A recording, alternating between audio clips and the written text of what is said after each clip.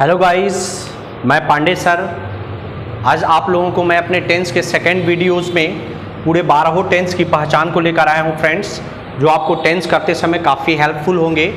और एक ही वीडियोस में 12 टेंस के पूरा पहचान और आइडेंटिटी और हेल्पिंग वर्ब देखेंगे फ्रेंड्स। सो देखें दोस्त, टेंस यानी कि काल या समय होता है। जैसा कि आप जानते हैं, टेंस को हम लोग हिंदी में काल या समय कहते हैं। टेंस को 3 कैटेगरीज में बांटा गया है: present tense, past tense and future tense. दोस्तों, प्रेजेंट टेंस उस टेंस को कहते हैं जिसके हिंदी वाक्य के अंत में है, हैं, हूँ, हो लगा रहता है फ्रेंड्स, उसे हम प्रेजेंट टेंस कहते हैं। दूसरा पास्ट टेंस। पास्ट टेंस उस टेंस को कहते हैं जिसके हिंदी वाक्य के अंत में था, थी, थे लगा रहता है। और तीसरा फ्यूचर टेंस।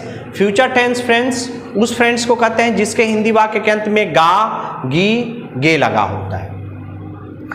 अब फ्रेंड्स मैं बता दूं कि प्रत्येक तीनों टेंस के 4 सब कैटेगरीज हैं, यानी कि प्रत्येक टेंसों को 4 भागों में बांटा गया है।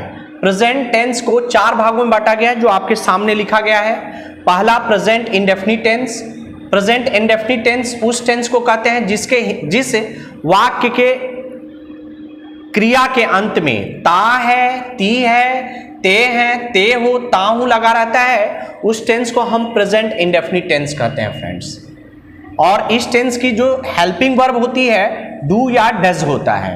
फ्रेंड्स मैं बता दूं कि प्रेजेंट इंडेफिनिट टेंस के सिंपल सेंटेंस में डू या डज का प्रयोग हेल्पिंग वर्ब के रूप में नहीं किया जाता है।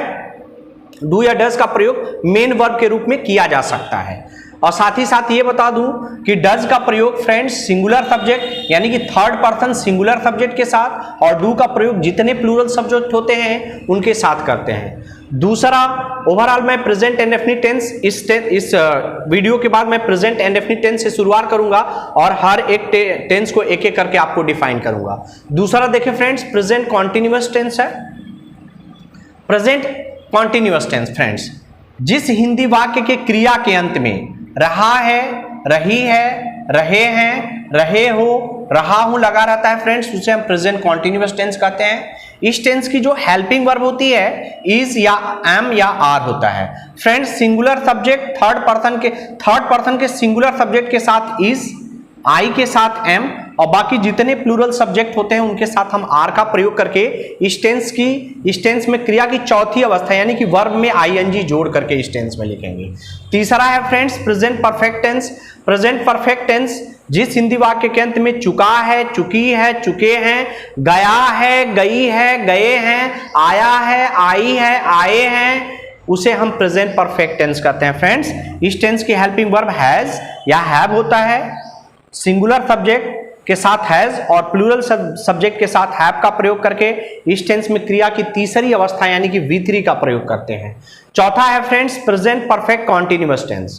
देखिए फ्रेंड्स, जिस हिंदी वाक्य के क्रिया के अंत में रहा है, रही है, रहे हैं, रहे हो और प्लस समय भी दिया गया हो। अगर समय फ्रेंड्स नहीं दिया रहेगा तो ये प्रेजेंट कॉन्टिन्यूअस टेंस हो जाएगा। तो समय भी, जैसे मैं 2 बजे से खेल रहा हूं तो 2 बजे से समय दे दिया है, इसलिए वो प्रेजेंट परफेक्ट कॉन्टिन्यूअस टेंस होगा। और इस टेंस की जो हेल्पिंग वर्ब होती है हैज बीन या have been. Third person singular subject के साथ हैज बीन का प्रयोग करेंगे और बाकी जितने प्लूरल सब्जेक्ट होते हैं उनके साथ हैव बीन का प्रयोग करके इस टेंस में क्रिया की चौथी अवस्था यानी कि वर्ब में आईएनजी जोड़ करके लिखेंगे फ्रेंड्स। और साथ ही साथ समय के लिए यहां पर सिंस और फार का प्रयोग जब भी आएगा प्रेजेंट परफेक्ट कॉन्टिन्यूअस टेंस, वहां पर आपको सिंस और फार का डिटेल्स यूज बताया जाएगा। फिर यहां पर केवल ओवरऑल आइडेंटिटी और हेल्पिंग वर्ब के बारे में हम लोग देखेंगे। अगला है friends past tense. Past tense जैसा कि मैं पहले ही बता दिया हूं कि जिस हिंदी वाक्य के अंत में था, थी, थे लगा रहता है उसे पास्ट टेंस कहते हैं। इसको 4 सब कैटेगरीज में बांटे गए हैं। 4 में पहला है past indefinite tense friends. Past indefinite tense उस टेंस को कहते हैं जिस हिंदी वाक्य क्रिया के अंत में गया, गई, गए, आया, आई, आए। इस टेंस की हेल्पिंग वर्ब डिड होती है फ्रेंड्स। डिड का सिंपल सेंटेंस में हेल्पिंग वर्ब के रूप में कोई यूज नहीं है। हाँ, मेन वर्ब के रूप में आ सकता है डिड। दूसरा देखें फ्रेंड्स पास्ट कॉन्टिन्यूअस टेंस जिस हिंदी वाक्य के अंत में रहा था, रही थी, रहे थे लगा रहता है उसे पास्ट कॉन्टिन्यूअस टेंस कहते हैं हम। इस टेंस की हेल्पिंग वर्ब वाज या वर होता है friends. Third person singular subject और फर्स्ट पर्सन के सिंगुलर सब्जेक्ट आई के साथ वाज का प्रयोग करें और बाकी जितने प्लूरल सब्जेक्ट होते हैं उनके साथ वर का प्रयोग करेंगे। और साथ ही साथ इस टेंस में फ्रेंड्स क्रिया की चौथी अवस्था यानी कि वर्ब में आईएनजी जोड़ करके लिखते हैं। तीसरा है पास्ट परफेक्ट टेंस।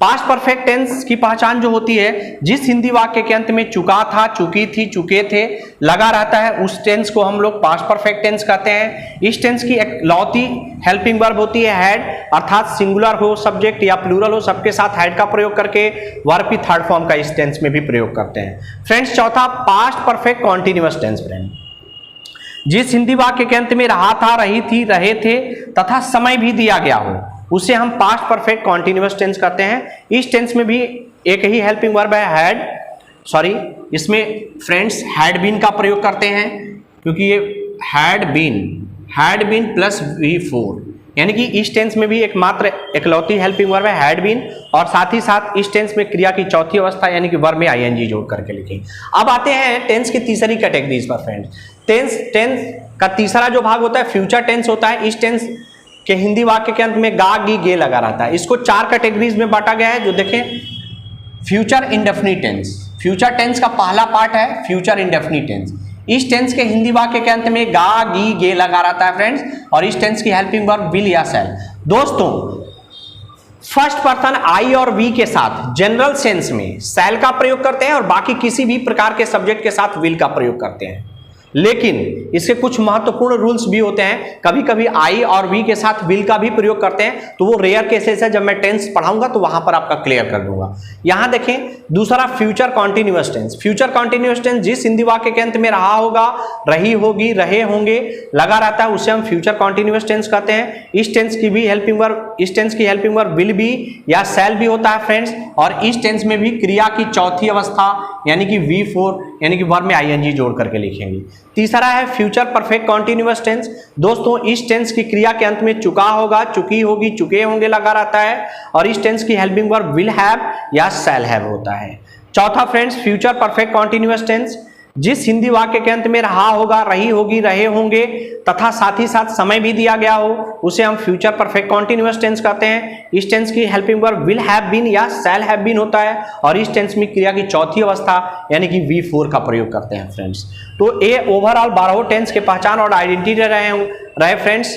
अब इसके बाद मैं टेंस के एक एक वीडियोस प्रेजेंट इंडेफिनिट टेंस से शुरू करके पूरा 12 टेंस मैं लेकर आने वाला हूं। जो बच्चे नए होंगे मेरे चैनल को सब्सक्राइब कर देंगे तो उनको जो भी नए वीडियोस मैं टेंस के लेकर आऊंगा उसका नोटिफिकेशन प्राप्त हुआ होगा।